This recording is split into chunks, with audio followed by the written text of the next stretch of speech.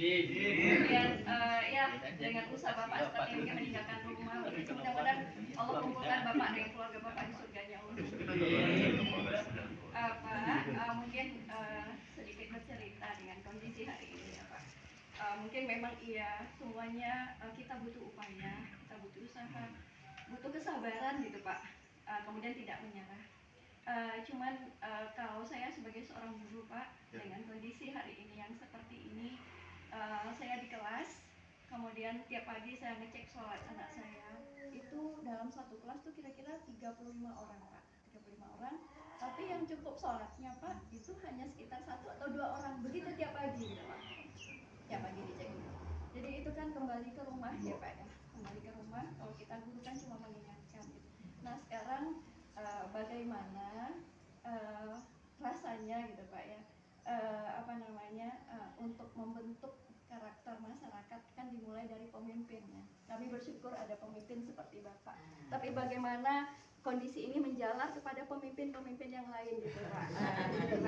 Contohnya ya, contoh mulai dari misalnya dari yang kecil-kecil mungkin ya tadi kepala keluarga dulu, dari kepala keluarga mungkin, atau mungkin sepertinya kalau saya lihat hari ini kayaknya dari pemimpin yang atas dulu deh Pak gitu.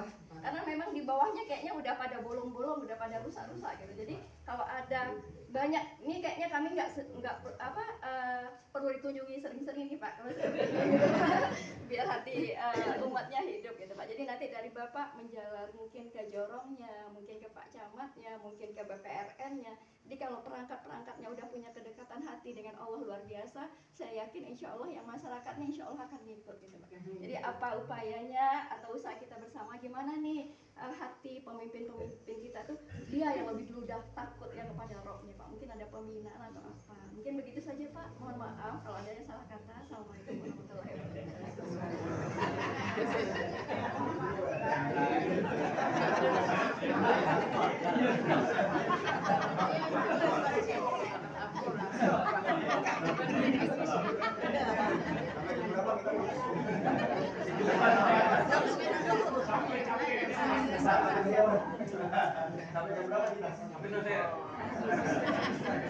Terima kasih Bu ya.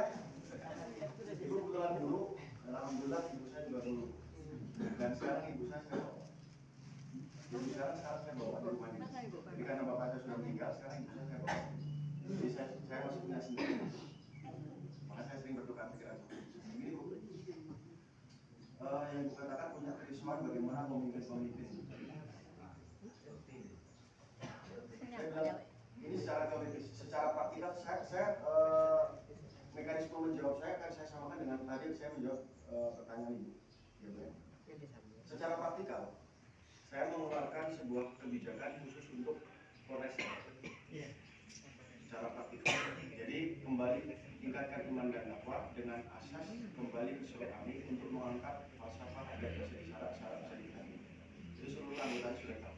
Jadi kesimpulannya nanti kalau melihat ada polisi di sini tulisan Polres Ramadhan, nggak sholat pukul aja kepala. Boleh Pak ya? Kasih propam? Siap. Boleh. Lah diumumkan.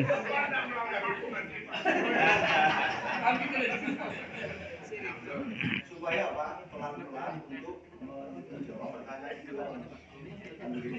Nah secara kelembagaan, saya tidak bisa memerintahkan SKPD, tidak bisa memerintahkan Pak Bupati, Pak Jorong, Pak Wali Nagari untuk seperti itu. Tetapi kita ini hanya bisa berusaha menyampaikan dan kemudian memberikan tawaran. Kan gitu ya. Menyampaikan aja mengajak. Da'aya da'um, mengajak bukan ngajarin. Alama yu'alim bukan, tapi kita ini da'aya mengajak saja. Hanya mengajak, cuma hanya mengajak, tidak mengajak.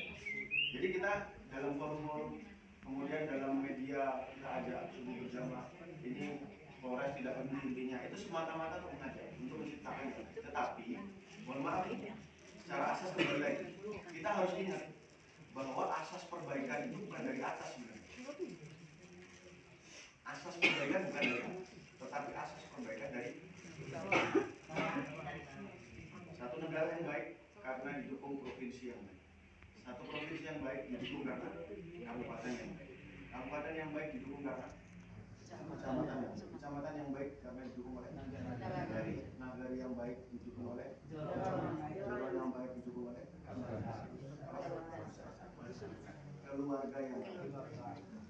keluarga yang baik didukung oleh individu yang baik karena iman yang baik. tadi kan saya sampaikan, betul nggak? Buktinya, pernah nggak negara kita dipimpin oleh seorang kiai? Kiai Abdul Rahman. Gus Dur. Saya bukan meremehkan Gus Dur, tetapi beliau tidak cukup kuat untuk merubah negeri ini. Karena apa? Hati-hati manusia yang paling bawah tidak menjadi baik. Konsep Waldatun Thayyibatun 2020 itu berasal dari mana? Jadi butuh peran semuanya, tetapi peran paling utama adalah masjid. Bagaimana di rumah ada agama, bagaimana di masjid ada agama. Kalau di masjid sudah ada agama, kita salurkan pakai kabel, bagaimana caranya rumah-rumah ada agama. Hari ini banyak permasalahan handphone, TV, segala macam. Itulah yang nah makanya setiap dari kita, bagaimana mengembalikan diri kita ini kembali baik kepada Allah Subhanahu Wa Taala dari kita. Jadi konsepnya itu bukan dari atas tapi dari bawah. Organisasi itu tergantung pemimpinnya. Kalau saya tidak, karena contohnya berasal dari bawah.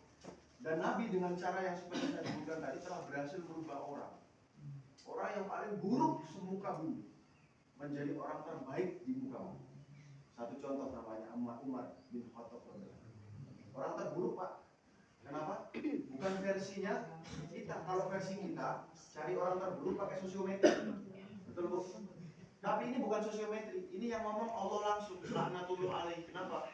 Karena Umar pernah ingin membunuh Nabi. Itu orang terburuk di muka bumi. Orang terburuk di muka bumi ini orang yang ingin membunuh Nabi dan terbunuh dengan tangannya Nabi. Orang terburuk. Dengan cara tadi door-to-door. Kalau Ibu lihat historisnya, fakta sejarahnya bagaimana Umar masuk Islam karena Fatimah binti Khattab karena suaminya karena dia ngaji di tempat Aqab bin Abi Aqab, dia masuk Islam sehingga itulah nyambung. Tidak langsung didatangi Nabi ketika itu, tetapi dia masuk karena adik perempuan. Tetapi di situ ada kerja Nabi. Dengan kerja Nabi, maka orang yang paling buruk mengucapkan syahadat sehingga akhirnya di akhir penghidupan beliau Nabi SAW mengatakan bersabda, kalau ada Nabi setelah aku maka Umar. Fakta sejarahnya, fakta historisnya, apa yang disebut sebagai Umar menjadi orang terbaik? Mari saya tanya ke satu orang, Pak, apa faktanya? Apa buktinya kalau Umar itu menjadi orang terbaik? Umar masuk surga. Tapi saya bilang Bapak udah pernah masuk surga, ketemu sama Umar, kan belum kan? Fakta historisnya adalah Umar radhiyallahu anhu dimakamkan di sampingnya baginda Rasulullah. Jadi dengan caranya Nabi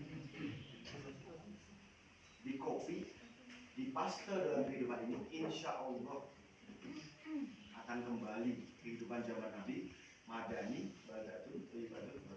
Nggak usah pakai seminar, nggak usah pakai simposium, nggak usah pakai kesepakatan bersama, ambil, terapkan, insya Allah akan ada hasil. Mungkin itu Bu, secara praktis dan secara teoritis bahwa kita punya tujuan yang sama, tapi dengan caranya Nabi sudah terbukti. Dengan cara kita nanti di taraf bawah itu nanti insya Allah ada. Nanti ibu-ibu mulai peduli pada anaknya, nanti bapak-bapak mulai peduli pada. Contoh karena kenapa hari ini banyak masalah? Karena satu konsep yang disebut dengan fatherless. Bapak nggak peduli sama anaknya, betul ya Bu ya? Ibu juga nggak peduli sama anaknya. Kalau bundokan doang mengatakan, nah kalau kamu nggak pulang jam 8 malam, pergi kamu dari rumah. Jangan panggil bundokan. Ini anaknya main handphone, ibunya main handphone. Madrasatul ula paling baik adalah ibu. Bapaknya juga main handphone. Mohon maaf, saya selalu mengatakan kasusnya anak kita cinta. Bapaknya di mana? Gara-gara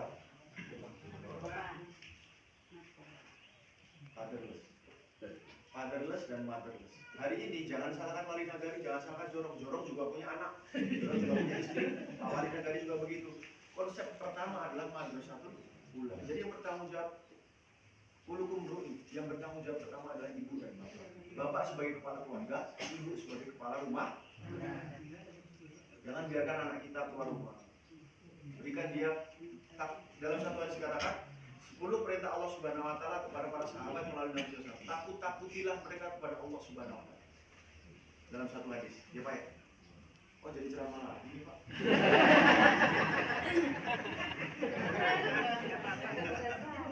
Takut-takutilah mereka kepada Allah Subhanahu wa taala. Ibu udah pernah nakut-nakutin belum? Nah, kamu tahu nggak?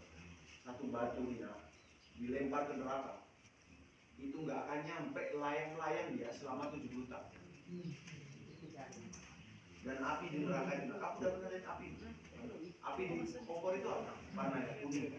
Di neraka besok ada 3 warna, kuning, biru, hitam, dan tambah satu lagi sebenarnya putih. Kalau kuning itu sekarang api sekarang, kalau biru itu apinya kompor gas, apinya pesawat jet. Kalau hitam itu apinya belum marapi, kalau putih itu apinya matahari. Dan itu semua ada di neraka nanti. Dan azab yang paling kecil di neraka adalah ketika kamu pakai sendal di neraka, maka ubun-ubun kamu akan takut-takutin bu. Nggak apa-apa. Kalau kamu nggak taat pada Allah, maka kamu taat. Kalau kamu taat kepada Allah dari kecil, kalau kamu taat kepada Allah, maka kamu akan masuk surga. Surga itu kayak apa? Orang lihat pintu surga, begitu lihat pintunya, bukan lihat surganya, ngintip gitu, tapi lihat pintunya. Itu orang akan tahu bahasanya di sini apa? Heran. Tercengang. Orang tercengang melihat pintu surga itu selama 40 tahun. Bagaimana nanti kalau melihat surga? Makanya kamu harus masuk surga. Kalau masuk surga, iman kamu harus betul dong. Amal kamu harus betul. Takut tidak? Kalau ya, secara teoritis semua nabi itu, semua ajarannya nabi itu pasti cocok. Masalahnya kita tidak mau mengerjakan. Itu aja. Masalahnya iman kita rusak, kita malas, kita tidak mau mengerjakan dan tidak yakin kepada apa yang disampaikan oleh Allah dan Rasul. Pak, berarti kalau begitu Pak, mungkin bagusnya ada sebuah gerakan mengenal Rasulullah SAW. Karena jujur kita ini kan umat akhir zaman ya Pak ya. Kita jauh jarak kita dari Nabi kita. Dan kalau sekarang kalau generasi kita kalau ditanya paling kalau tentang Rasulullah namanya Muhammad, ibunya Aminah, ayahnya Abdullah. Tapi yang karakter bagaimana kecintaan Rasulullah ke umatnya itu nggak banyak yang ini Pak, nggak nyambung ke hati. Mungkin harus ada gerakan itu mungkin ya Pak ya. Kenal dengan Nabi, kenal dengan Rasulullah, biar nyampe ke hati. Jadi kalau kita udah mengenal, cinta, insya Allah mudah-mudahan muncul ya Pak ya karakter-karakter baik tadi. Tapi harus ada gerakan juga kayak. Itu fenomena juga Bu. Mohon maaf, hari ini masjid kita hanya bangunan. Masjid kita kebanyakan hanya bangunan. Jadi masjid tidak ada amalannya. Rumah sakit kalau hanya bangunan, bukan disebut rumah sakit sudah. Harusnya ada amalan, ada infrastruktur, ada amalan. Amalan menyuntik, amalan menginfus, amalan memberi obat dan sebagainya. Jadi masjid kita hari ini harusnya di sana ada seperti ini, ceramah, memberikan hadis-hadis. Bahasanya itu ada taklim, di dalam masjid kita. Jadi membacakan Al-Quran, membacakan hadis-hadis supaya lebih memberikan masukan pada kita. Nah, yang kedua adalah seharusnya apa yang dilakukan di masjid, apa yang ada di masjid kita lakukan juga di rumah. Ibu dan bapak bisa bacakan hadis kepada anak setiap pada isya mau tidur. Dongeng sebelum tidur itu bagus. Tetapi dongeng jangan kancil nyolong timun. Tahu ya kancil? Jangan itu mah bohong. Masa edukasi bohong-bohong mana-mana? Cerita tentang bagaimana Bilal bin Rabah, bagaimana Sayyidatina Aisyah, bagaimana Ali bin Abi Thalib. Kan begitu. Jadi adakan taklim di rumah yang membaca bapak, yang mendengarkan ibu dan anak. Besoknya yang membacakan ibu, yang mendengar bapak dan anak. Besoknya yang membaca anak, yang mendengarkan ibu dan bapak. Itu hidupkan. Sehingga apa yang di masjid sama dengan yang di rumah. Nyambung listrik. Nah ini yang terjadi tidak itu. Di rumah ada handphone, di rumah ada TV yang disimak sama-sama. Jadi dengan ada seperti itu, ibu bacakan hadis, bacakan Quran, ngaji di rumah. Nanti yang timbul adalah dari rumah ibu akan lahir hafiz-hafiz Quran dan hafiz-hafiz hadis daripada Rasulullah. Konsepnya seperti itu masyarakat Madani. Jadi baca lagi tentang bagaimana kehidupan Madani ketika zaman baginda Rasulullah. Itu yang